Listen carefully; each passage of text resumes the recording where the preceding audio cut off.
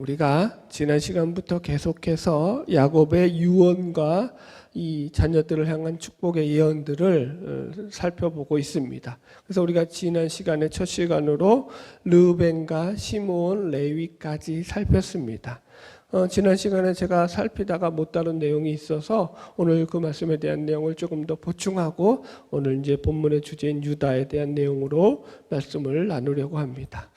지난 시간에 우리는 야곱의 첫 번째 아내였던 레아에게서 낳은 세 아들 르우벤과 시므온, 레위에 대한 말씀을 살피면서 이들 모두가 한결같이 인격과 행동에 문제가 있었고 그로 말미암아서 야곱으로부터 축복보다는 저주에 가까운 말들을 들었다라는 것까지 나눴어요. 여기 한번 확인해 볼까요? 창세기 49장 4절도 이렇게 나오고 있어요. 같이 볼게요. 물의 구름 같았은즉 너는 탁월하지 못하리니 내가 아버지의 침상에 올라 더럽혔음이로다. 이렇게 나와서 이 큰아들 르우벤은 물의 구름 같았다. 그래서 너는 탁월하지 못할 것이다. 이렇게 나오죠. 그리고 이제 시므온과 레위는 5절 보세요. 시므온과 레위는 형제요 그들의 칼은 폭력의 도구로다. 7절 그 노여움이 혹독하니 저주를 받을 것이요 그 분기가 맹렬하니 저주를 받을 것이다. 이렇게 나온다고요. 그러니까 이게 저주를 받아라. 그렇게 어떻게 보면 저주에 대한 유언이처럼 들린다고요. 그런데 재미있는 것은 이 12아들을 유언한 내용을 가지고 이 성경은 어떻게 결론을 맺고 있느냐. 자, 창세기 49장 28절 가서 한번 볼까요? 같이 읽어볼게요. 창세기 49장 28절 시작. 이들은 이스라엘의 12지파라. 이와 같이 그들의 아버지가 그들에게 말하고 그들에게 축복하였으니 곧 그들 각 사람의 분량대로 축복하였더라. 여기서 뭐 했다고 나와요? 축복했다 그러죠. 자, 한번 써볼까요? 시므온과 레위는 거의 저주에 가까운 말을 들었단 말이에요. 그죠? 그런데 이걸 갖다가 지금 결론을 뭐라고 말하고 있냐면은 야곱이 축복한 내용이다. 축복으로 유언한 거다. 이렇게 결론을 맺고 있더라는 거예요, 여러분. 이해 가시죠, 여러분? 자, 저주를 선언했는데 그걸 축복이라고 지금 풀이하고 있더라는 거예요. 성경에서 해석할 때. 그래서 우리가 이 문제를 어떻게 보아야 하느냐라는 거예요. 저는 이것을 어떻게 해석했냐면 그러니까 말씀을 어떻게 받아들이냐의 문제로 이해를 했습니다. 그러니까 이 해석의 문제죠. 쉽게 말하면 신앙은 곧 해석의 문제거든요. 신앙이 좋은 사람은 해석을 잘하는 사람이에요. 신앙이 안 좋은 사람은 성경의 말씀을 가지고 해석을 잘 못하는 자들이 대부분이에요. 신앙이 왜 해석의 문제냐? 제가 이렇게 비유를 들어볼게요. 가장 쉬운 비유가 달란트 비유죠. 성경에 보면은 주인이 이제 각각 종에게 달란트들을 맡기면서 먼 곳에 갔다가 이제 돌아와서 그 맡긴 달란트를 가지고 정산하는 내용이 나오죠. 그랬을 때 5달란트 맡은 자, 2달란트 맡은 자는 돌아와서 주인에게 칭찬을 듣는단 말이에요. 잘하였도다, 착하고 충성된 종아. 그죠? 그런데 마지막에 이 1달란트 받았던 종은 주인에게 칭찬을 듣는 게 아니라 저주를 받는다고요. 그죠? 자, 보세요. 그러면은 여기서 문제가 어디 핵심에 문제가 있었냐면 문제의 핵심이 뭐냐면 5달란트와 2달란트 맡은 이 종들은 이 자기가 받은 달란트에 대한 그 주인이 그 달란트를 그들에게 맡긴 것에 대해서 제대로 해석을 했다고요. 주인이 이 달란트를 가지고 우리 보고 이것을 활용해서 이것을 사용하기를 원하는구나 라는 것을 그렇게 받아들였다고요. 그런데 1달란트 받은 종은 어떻게 해석했다고요? 주인이 그 달란트를 준 것을 갖다가 잘못 해석해가지고 그것을 주인의 뜻대로 사용하지 않았다고요. 해석이 틀리니까 어떻게 됐다고요? 망하더라는 거예요. 가장 대표적인 예죠, 여러분. 혹자들은 잘못 생각하는 게 이 1달란트라는 것을 가지고 이게 적게 받아서 그런 거 아니냐. 아니라고요, 여러분. 이 왜 달란트라는 말을 썼냐면 이게 어마어마한 액수의 돈이다라는 표현인 거예요. 그러니까 그거 받은 게 적지 않다라는 표현을 하는 거예요. 달란트라는 것 말 자체가. 그러나 그 받은 적지 않게 어마어마한 것을 받았음에도 불구하고 그것을 주인의 뜻대로 활용하지 못하고 제대로 이해하지 못한 그 종은 밖에 내어 쫓기는 그런 운명을 맞이하게 되는 거예요. 성경이 지금 그렇게 얘기하는 거예요. 그래서 본문도 바로 그런 얘기죠. 자, 설명해 드릴게요. 이제 시므온과 레위가 야곱이 저주한 내용처럼 그들의 분깃을 제대로 받지 못하게 되거든요. 자, 49장 7절을 다시 한번 볼게요. 시작. 그 노여움이 혹독하니 저주를 받을 것이요 분기가 맹렬하니 저주를 받을 것이라. 내가 그들을 야곱 중에서 나누며 이스라엘 중에서 흩으리로다. 예. 여기 보니까 이들이 그래서 야곱에게 저주를 받아서 이제 그 이스라엘에서 분기 가운데서 흩어진다고요. 그죠? 그래서 그 야곱의 유언대로 그것이 이제 그대로 450년 뒤에 성취되죠. 이스라엘에서 이제 가나안 땅에 들어가서 이스라엘 12지파가 가나안 분깃을 분배받을 때에 이들은 제대로 된 땅을 분배받지 못하죠. 시므온은 어떤 땅을 분배받게 되냐면 유다가 가진 그 유다 지파의 땅에 유다가 워낙 땅을 넓게 분배받았죠. 가장 지파들 12지파 중 가운데서. 그러니까 넓은 땅을 분배받게 되니까 그 땅의 일부 한 뭐죠? 우리식으로 전문 용어로 꼽살이라고 해요. 꼽살이의 그 유다 지파의 한 그 지역의 한 뭐 작은 지역으로 들어가서 거기서 꼽살이 끼어서 산다고요, 여러분. 이게 너무 저것스러운데 표현이. 그러니까 분깃을 제대로 받지 못했다라는 얘기예요. 그러니까 그 땅의 실제적인 지위는 시므온이 아니라 유다 지파인 거예요. 그죠? 그리고 또 레위는요. 레위는 어떻게 됐죠? 여러분 레위도 알다시피 땅을 분배받을 때 이 레위 지파도 제사장 지파가 되어서 자기들이 그냥 그 땅을 다 어떤 이스라엘 다른 지파들처럼 통째로 분배받은 게 아니라 각각의 지파의 제사장 지파로 들어가서 그 지파들 속에서 속한 한 땅들을 일부를 차지하는 그렇게 차지하게 됩니다. 그래서 이렇게 야곱의 예언대로 이들은 이스라엘 지파 중에서 제대로 땅을 분배받지 못한 그런 지파들이 됩니다. 그런데 중요한 것은 여기서 이제 중요한 게 뭐냐면은 비록 이렇게 흩어진 땅을 분배받았지만 이 시므온 지파와 다르게 레위 지파는 그럼에도 불구하고 이스라엘 민족의 제사장 지파가 되었다고요. 이해하셨죠? 보세요. 땅은 제대로 분배받지 못했어요. 시므온도 레위도. 그런데 시므온은 그래서 그냥 이름 모를 그런 존재로 시들어가는 그런 지파였다면 레위 지파는 어떻게 됐다고요? 그렇지 않고 거기서 축복을 받아서 하나님의 제사장 지파로서 각각의 지파에 들어가서 그 지파들 속에서 그 지파들에게 말씀을 가르치고 하나님의 계명을 가르치는 영적인 지도자들이 되었다는 거예요. 영적인 축복을 누리는 자들이 되었다고요. 그럼 왜 이들이 제사장 지파가 되었느냐? 출애굽기에 보면은 금송아지 사건을 통해 가지고 이 사건이 벌어졌을 때 모세를 도와서 이 우상 사건의 주동자들을 처벌할 때에 그 힘을 보태준 지파가 바로 이 레위 지파이기 때문이에요. 그래서 이들이 이 사건으로 말미암아서 특별히 하나님이 복을 내린 지파로서 제사장 지파로 쓰임받게 되었다라는 거죠. 제가 읽어드릴게요. 출애굽기 32장 29절이에요. 레위 자손을 향해서 성경이 이렇게 말하고 있죠. 너희가 오늘 여호와께 헌신하게 되었느니라. 그가 오늘 너희에게 복을 내리시리라. 레위 지파는 그래서 복을 받았다고요, 여러분. 그러니까 이런 것들을 통해서 우리가 확인할 수 있는 게 뭐냐면 야곱의 저주 같은 그런 유언이었음에도 불구하고 그 말씀을 받고서도 그 안에서 똑같은 결과로 나오는 게 아니라 시므온과 같은 결과도 나올 수 있고 레위와 같은 결과도 나올 수 있다라는 거예요, 여러분. 이게 그러니까 아주 다른 거예요. 그러니까 이 무슨 얘기냐? 하나님의 말씀을 받을 때 우리가 어떻게 받느냐에 따라서 그 결과가 확연히 달라질 수 있다는 게 성경이 증언하는 내용이라고요. 여러분 보세요. 성경에 저주하는 내용이 얼마나 많이 나옵니까?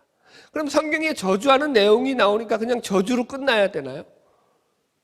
네? 그러나요? 아니라고요. 성경에서 저주하는 내용들이 나왔을 때 그 말씀들을 타산지석으로 우리가 삼아서 그 말씀의 반대편에 담겨져 있는 축복의 메시지를 우리가 해석하고 뽑아내야 된다고요. 여러분 성경이 무엇을 위해서 목적으로 쓰여진 거예요? 성경이 심판을 목적으로 쓰여진 책이에요? 구원을 목적으로 쓰여진 책이에요? 구원을 목적으로 쓰여졌다니까요. 그러니까 그들을 축복하기 위해서 그들을 구원하기 위해서 하나님께서 우리에게 계시로 주신 말씀이 성경이라고요. 그러니까 우리를 구원하기 위해서 구원해야 되니까 구원받지 못한 그런 모든 것들에 대해서 저주와 심판이 계속적으로 기록될 수밖에 없다고요. 그걸 확인하셔서 어떻게 하라고요? 그 길로 가지 말라고요. 여러분. 그러니까 해석의 문제라고요. 해석의 문제. 자, 해석의 문제 하나만 더 성경의 예를 들어 볼게요. 예수님께서 책망하며 심판을 말씀하시는 대표적인 부류가 누구냐면은 서기관과 바리새인들이죠. 화 있을진저 외식하는 서기관과 바리새인들이요. 이런 말씀들이 성경에 얼마나 많이 나와요. 그죠? 그러면은 이 말씀을 우리가 읽을 때 아 그래 이거 저주의 말씀이구나 로만 끝나야 돼요? 그렇지 않다니까요, 여러분. 그건 1차적인 해석이죠. 그러니까 우리가 1차적인 해석은 이거죠. 우리는 왜 이 서기관과 바리새인들처럼 외식하는 신앙을 가지면 안 되겠구나. 그러면 하나님의 저주와 심판이 임하구나 라는 것을 가져야죠. 그건 1차적인 이해죠. 그러나 거기서부터 신자는 한 단계 더 나가야 되죠. 어떻게 나가야 되죠? 그러면 도대체 이 축복과 하나님의 구원의 메시지로 이것을 이해하려면 우리가 어떻게 이 말씀을 이해해야 되느냐? 어떻게 이해해야 되죠? 외식하지 않는 반대 신앙을 가져야 되는 거죠. 외식하지 않는 것에서 그치는 것이 아니라 그 반대로 어떤 진실무망하고 신실하며 성실하며 하나님 앞에서 순결한 그런 신앙을 가지시라는 거예요. 축복의 길로 나아가야 된다고요. 우리는 늘 그것이 우리에게 주어진 사명이고 과제라고요. 성경이 쓰여진 목적이 분명하잖아요. 저주가 아니라 축복이라고요. 심판이 아니라 구원이라고요. 그래서 우리는 늘 그 말씀을 우리 마음 가운데 잘 새겨야 돼요. 여러분 어떻게 해서라도 하나님께서는 우리를 일만하게 죄악으로부터 우리를 건져내시고 모든 인간을 구원받기를 원하시는 좋으신 하나님이신 것을 믿으시기 바랍니다. 날마다 그래서 우리는 말씀을 해석하는 방법에 있어서도 하나님의 말씀은 이걸 쓸까요? 어떻게 해석해야 돼요? 그러니까 이게 긍정적으로 해석해야 되고요. 축복으로 해석해야 되고요. 그죠? 적극적으로 해석하라고요. 하나님 구원의 메시지로 해석하라고요. 보세요. 저주받는 것들은 다 어떤 해석이죠? 부정적인 해석이죠. 그 다음에 심판의 해석이죠. 이런 해석들이라고요. 여러분 어떻게 우리가 성경을 해석해야 되는지를 분명히 알아야죠. 여러분 보세요. 옛날에 목사님들이 이런 말씀을 많이 하셨어요. 복받지 못한 사람들을 보면은 꼭 하나님의 말씀을 들어도 똑같이 말씀을 듣는데 말씀에 대해서 생선가시같이 받는 인간들이 있다. 그러니까 이게 목구멍에 말씀이 넘어가야 되는데 생선가시같이 목에 걸려가지고 말씀이 안 넘어가는 거야. 소화를 못 시키는 거야. 소화가 안 되니 복을 어떻게 받냐고요. 참 옛날 목사님들은 비유도 잘하셔. 여러분 진짜예요. 그죠? 우리가 하나님 말씀을 들을 때 아멘으로 받고 축복으로 받고 하나님께서 나에게 복을 주시기 위해서 그 말씀을 주시죠. 여러분 지금 야곱이 이런 이야기를 하는 것들이 여러분 그 아들들이 그래서 저주받아가지고 너는 심판받아서 너는 지옥에 가기를 원한다 라는 마음을 가지고 하는 거예요. 아버지가? 아니라고요. 이 말씀을 너희들이 새겨들어서 너희들이 그 길에서 벗어나기를 원한다라는 차원에서 한다고요. 제가 누누이 강조하죠. 지금 야곱이 하는 이 유언은 야곱이 자기 의지로, 개인 의지로 하는 거예요. 하나님이 그를 성령의 감화 감동을 주셔가지고 그 입에서 선포하게 하는 거예요. 후자죠. 하나님이 그를 통해서 말씀을 선포하게 하시는 거예요. 그죠?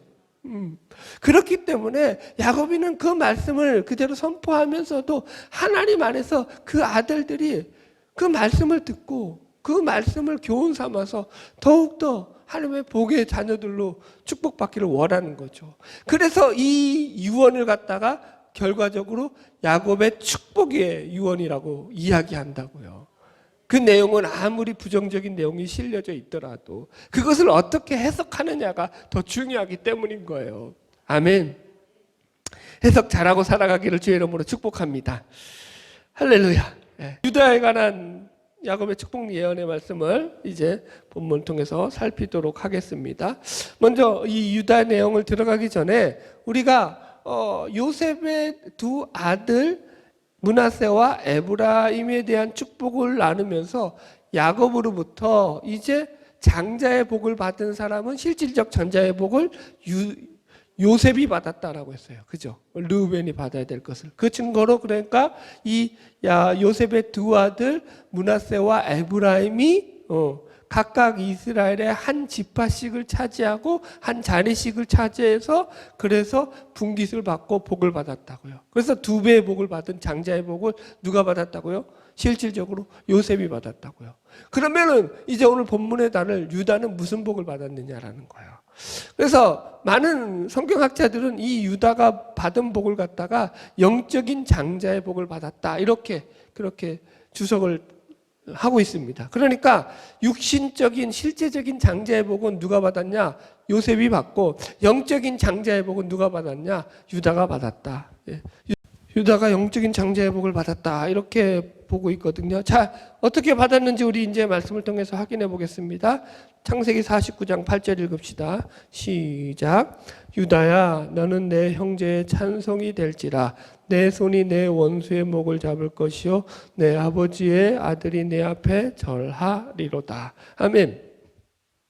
첫 번째가 뭐예요? 유다야 너는 내 형제의 찬송이 될 거라는 거예요. 좀 쉽게 말하자면 이거예요. 너는 형제들에게 찬송을 받는 그런 자가 된다. 형제들에게 찬양을 받는 자가 된다. 유다라는 말 자체가 사실은 이 찬송이라는 뜻이에요. 여러분.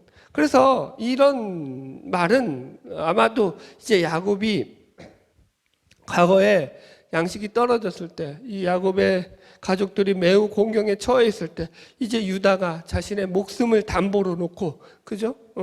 이 애굽에 단판을 지으러 가서 결국 이 유다의 담보 신앙으로 말미암아서 이 야곱의 모든 가족들이 살아나고 생명을 얻게 되었죠. 이런 배경 속에서 지금 어떻게 보면은 야곱의 이 축복은 유다가 가족을 위해서 보여줬던 그 희생과 헌신의 공헌으로 인해서 야곱이 그 유다의 그 공헌을 인정하는 그런 내용 가운데 들어간 칭찬이요 축복이다라고 우리는 확인할 수 있습니다. 여러분 우리가 가족들 가운데서 찬송을 받는다라는 것은요 상당히 어려운 일입니다. 여러분 그렇지 않습니까? 특히나 가족 중에서 예를 들어서 형제들에게 가장 친한 거죠. 그러니까 관계가 찬송을 받는다. 여러분 이건 진짜 형제들로부터 웬만한큼 신임을 받고 인정을 받아야지 가능한 일이거든요. 형제들끼리 그러니까 서로 여러분 이렇게 칭찬하고 찬양하고 축복한다라는 건 어떻게 보면 개인에게는 대단한 축복이고 영광이죠. 여러분 보세요. 만약에 물질적으로 어느 형제 중에 하나가 물질이 많은 형제가 있다라고 칩시다. 그렇다고 할지라도 그 물질만으로는 형제들로부터 찬송을 받지 못합니다. 저는 오히려 예전에 많은 부목 시절에 여러 가정들을 신방하면서 그들로부터 들었던 얘기들은 그러니까 가정의 이 물질로 인해 가지고 가정이 어려움을 당하고 서로 갈등을 일으키고 싸움이 벌어지고 그래서 물질 때문에 가정이 파탄나게 되었다는 그런 이야기들을 너무 많이 들었어요. 그러니까 물질만으로는 칭찬이 안 된다고요. 찬양이 안 나온다고요. 그래서 지금 이런 말씀들은 야곱으로부터 유다가 받은 복이 영적인 복이라는 것을 확인할 수 있는 첫 번째 대목이 되는 거예요. 여러분. 자, 보세요. 계속 말씀을 보면은 그 다음에 내 손이 내 원수의 목을 잡을 것이요. 이 예언은 앞으로도 이 유다 지파가 자신들을 대적하는 원수들과 싸워 이길 것이라는 내용이죠. 그리고 내 아버지의 아들들이 내 앞에 절하리로다. 같은 내용이에요. 보세요. 내 아버지의 아들들이, 그러니까 안 쓸게요. 이거는 그냥 내 아버지의 아들들이 내 앞에 절하리로다. 사실은 이게 누구였죠? 요셉이었죠. 요셉. 요셉 앞에 형제들이 절을 했죠. 그런데 이게 이제 후대에게는 그게 누구에게로 넘어갔다고요? 유다에게 넘어갔다고요. 그래서 형제들이 그 앞에 절을 한다고요. 그러니까 앞에서 형제들이 그를 찬양하고 찬송하는 것과 같이 이어지는 내용이죠. 그러니까 이것을 좀 더 강의적으로 해석하자면 내 아버지 아들들이라는 것은 그 형제의 후손들, 꼭 이스라엘의 모든 지파의 자손들이 유다의 지파의 자손들, 유다 지파를 향해 가지고 절을 하고 복종하고 따를 것이다 라는 그런 말이 되죠. 이 예언이 어디서 성취되었죠? 다윗 때에 성취되었죠. 그죠? 다윗이 유다의 자손인 다윗이 이스라엘의 왕으로 오르면서 이스라엘을 통치하고 그 뒤를 이어 솔로몬이 왕이 되면서 이스라엘의 전성기를 맞이하게 되죠. 그러므로 말미암아서 이 유언들이 성취되었다는 것을 우리가 1차적으로 알 수 있고요. 좀 더 궁극적으로 보자면은 이 말씀은 결국 유다의 자손으로 오신 예수 그리스도로 말미암아 이 유언이 완전하게 우주적인 통치를 통해서 성취되고 완성되었죠. 여러분, 여기까지는 잘 이해되시죠? 자, 9절 계속 읽읍시다. 시작.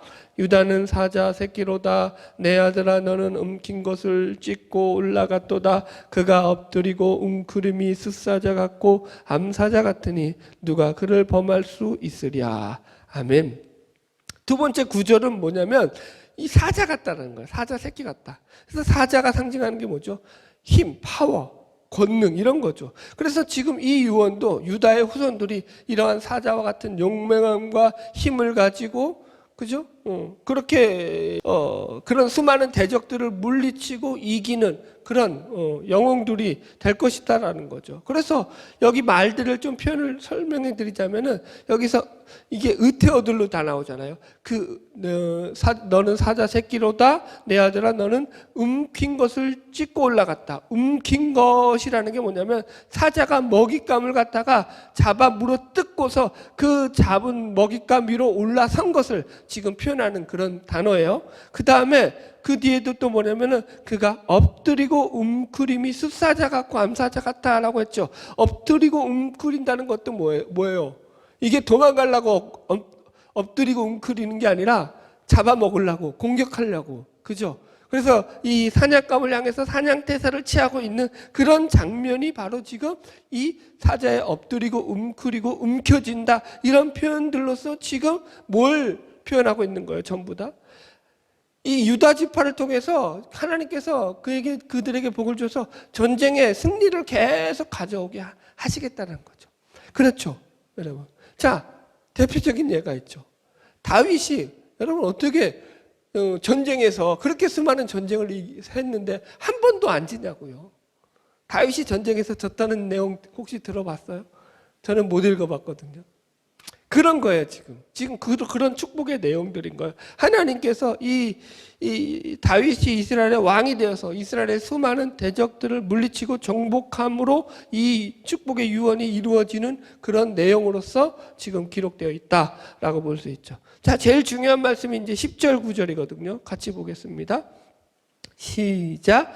규가 유다를 떠나지 아니하며 통치자의 지팡이가 그 발 사이에 떠나지 아니하기를 실로가 오시기까지 이르리니 그에게 모든 백성이 복종하리로다. 예, 그래서 규가 떠나지 않는다는 거예요. 그 다음에 통치의 지팡이.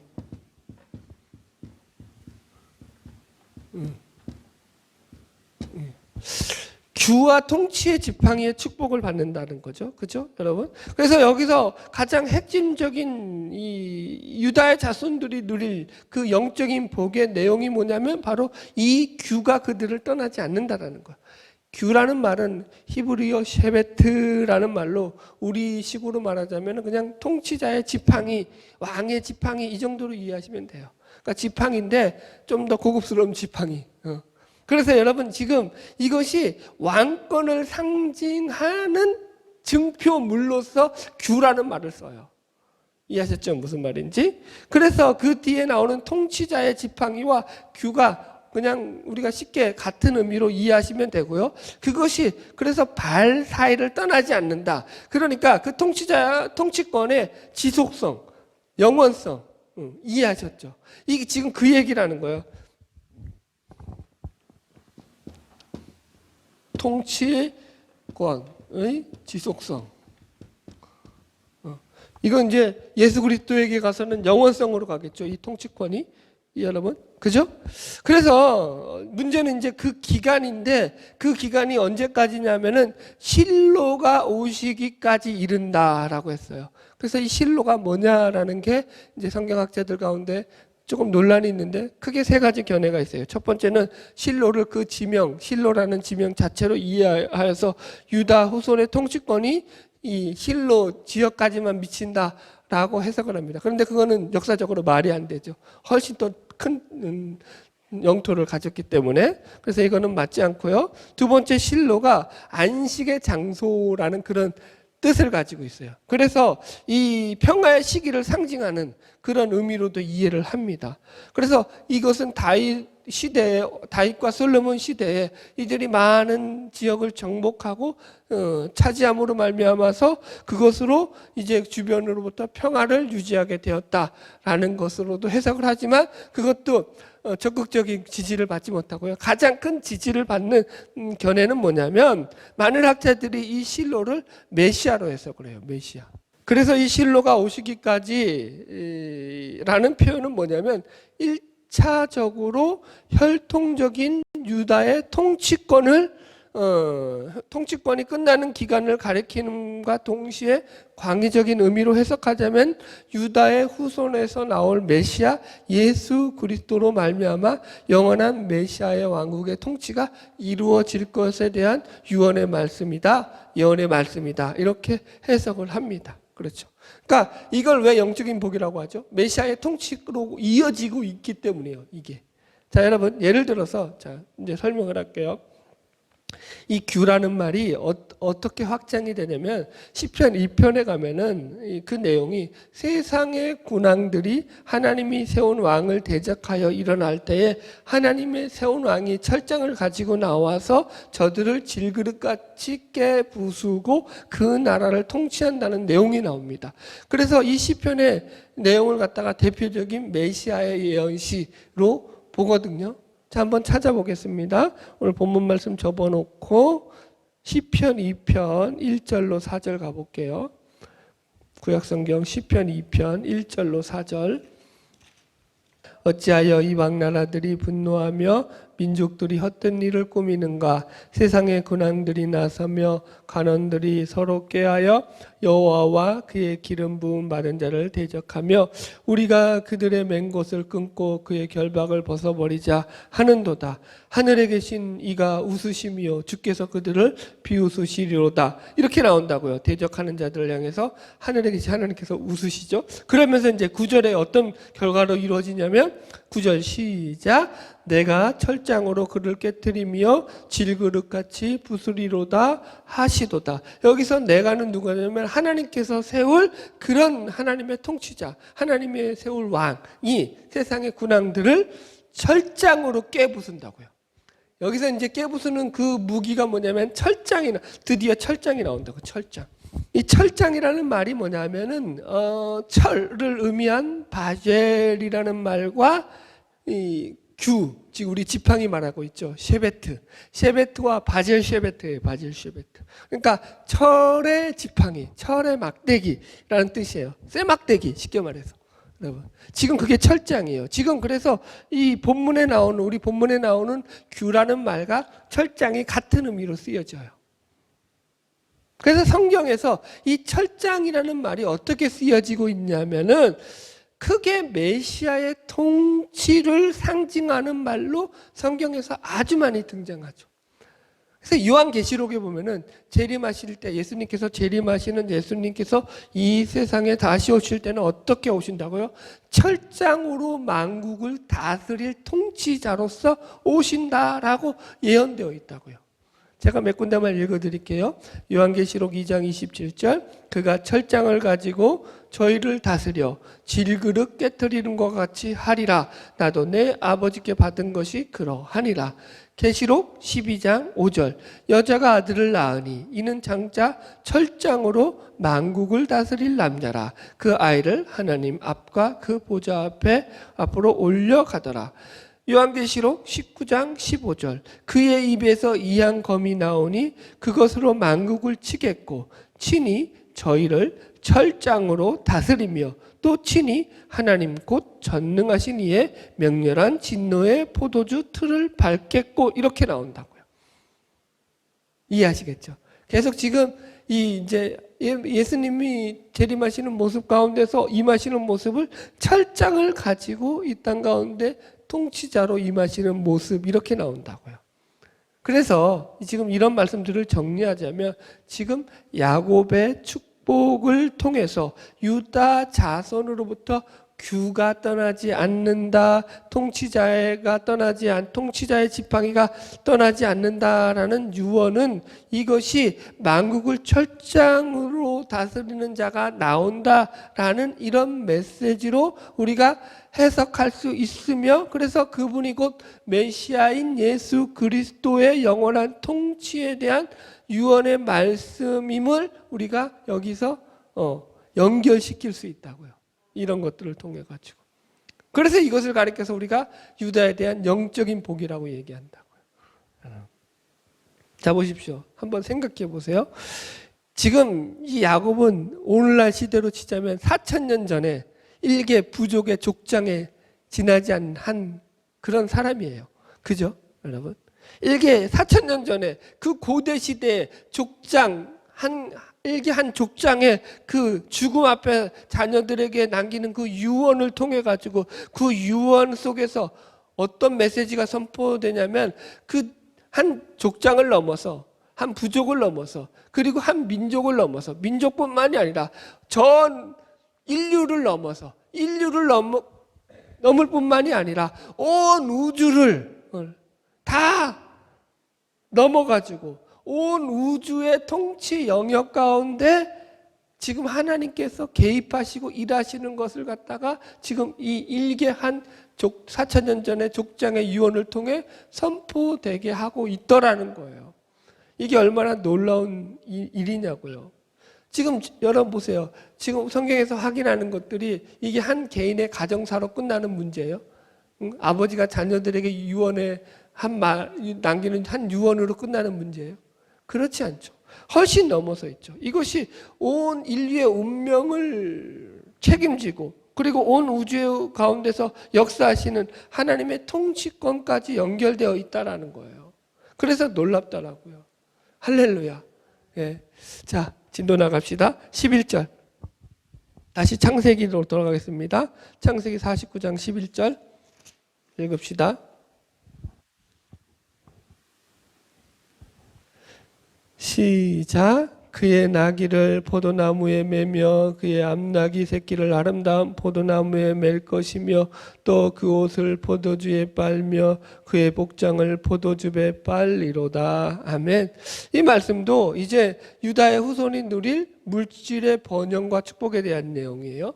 여기서 그의 나무를 포도나무에 맨다, 그의 암나귀 새끼를 아름다운 포도나무에 맨다라는 말이 무슨 말이냐면 이 나귀는 그 당시에 가장 흔한 동물들이죠. 이 흔한 동물을 갖다가 어디에 매요? 보통은 기둥에 매야 되는데 지금 포도나무에 맨다는 거예요. 포도나무가 얼마나 귀해요. 그런데 포도나무에 맬 정도라면은 포도나무에 쉽게 접할 수 있게, 그죠? 그만큼 포도나무가 주위에 천지로 널려 있다라는 거예요. 그 얘기예요. 그만큼 농사가 잘 되고 비옥한 땅에서 번영을 누린다는 말의 표현인 거예요. 그죠? 그리고 그 옷을 어디다 빤다고요? 포도주에 빨며 그 복장을 포도즙에 빨리로다. 그 옷을 포도주에 빤다라는 것도 여러분 옷을 포도주에 빨 만큼 그러니까 포도주가 널렸다라는 그 얘기죠. 여러분 그만큼 이 번영과 풍성한 수확을 누리게 된다는 거죠. 자 12절 계속 읽읍시다. 시작. 그의 눈은 포도주로 인하여 붉겠고 그의 이는 우유로 말미암아 희르로다. 이것도 똑같은 표현이죠. 그 눈이 포도주로 붉을 만큼 그렇게 포도주가 넘쳐난다는 거고 우유를 하도 많이 마셔서 이가 하얗게 된다. 우유를 많이 마신다고 이가 실제로 하얘지진 않습니다. 지금 여기 상징적인 표현이에요. 여러분 이 우유 많이 마시면 이 누래집니다. 예. 지금 여튼 간에 다 이런 표현이 뭐예요? 풍성한 목초지에 대한 이런 예들이죠. 그래서 물질의 세 번째가 뭐예요? 물질의 번영이죠.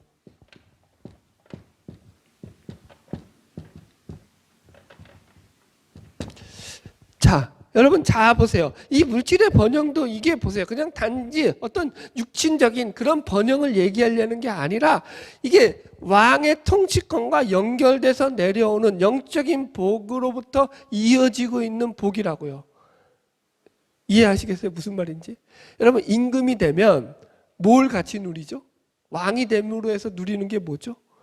왕 것만 누리는 게 아니죠. 그죠? 여러분 왕이 못 사는 거 봤어요? 왕이 가난한 거 봤어요?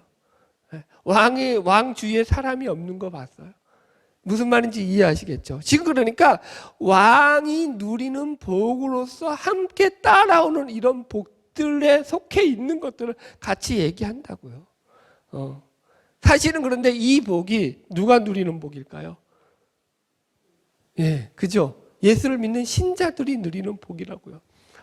그래서 말씀을 정리하자면 지금 오늘 우리는 야곱의 아들 유다에 대한 이 축복의 유언들을 통해서 그 축복이 영적인 복으로서 당대에 그치는 것이 아니라 수천 년의 역사의 장벽을 뛰어넘어서 철장으로 온 인류를 다스릴 메시아 예수 그리스도에게로까지 연결되어서 이 축복이 선포되고 있음을 확인하였습니다.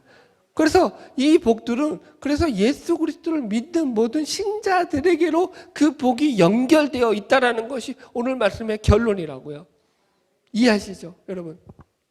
성경이 얼마나 여러분 우리 신자들이 누릴 복을 갖다가 이런 식으로 표현하냐고요. 그래서 예를 들어가지고 성경에서도 계시록에서도 계시록뿐만이 아니죠. 다른 복음서에서도 보면은 우리 신자들은 하나님 나라에서 누릴 복을 설명할 때 너는 예수 그리스도와 함께 왕 같은 자들로서 왕노릇하리로다요. 그 나라에서 왕노릇할 것이다.